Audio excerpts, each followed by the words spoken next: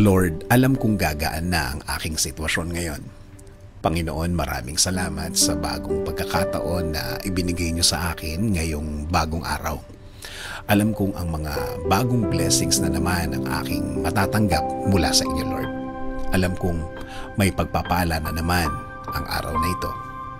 Lord, aaminin ko sa iyo, sobrang bigat ng aking mga nakalipas na mga araw.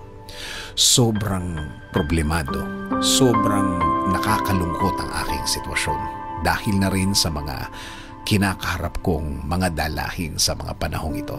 Dumadating ako sa point na hindi ko na halos alam ang dapat gagawin. Hindi ko na alam kung ano ang dapat kong isipin. Alam kong wala nang taong nakakaintindi sa akin.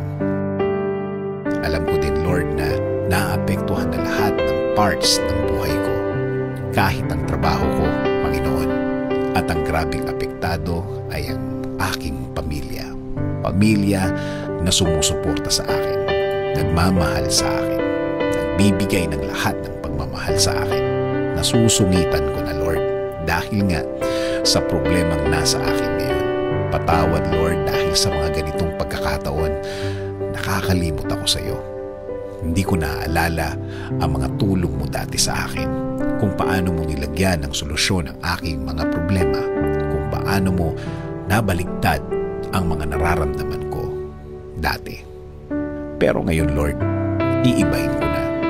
Magfo-focus na ako sa iyong presensya. Sa iyo lang ako titingin. Sa mga kaya mong gawin sa buhay ko, ako titingin.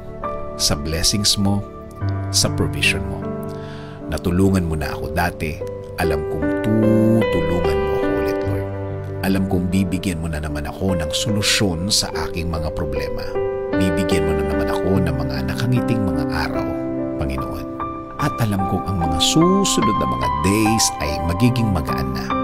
Mawawala na ang kabigatan ng nararamdaman ko. Alam ko, mararamdaman ko na ang pag-aasikaso mo sa akin, Lord. Ituloy mo nang ilid ang aking buhay, Panginoon.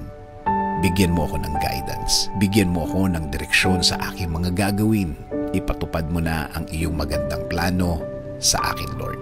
At alam ko na ang plano mo sa buhay ko ay makakaganda sa akin, sa sitwasyon ko at sa aking pamilya. Thank you, Lord, for always being there for me. Thank you for your provision.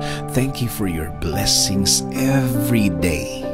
This is my prayer. In Jesus' name, amen. Cast your cares on the Lord and He will sustain you. He will never let the righteous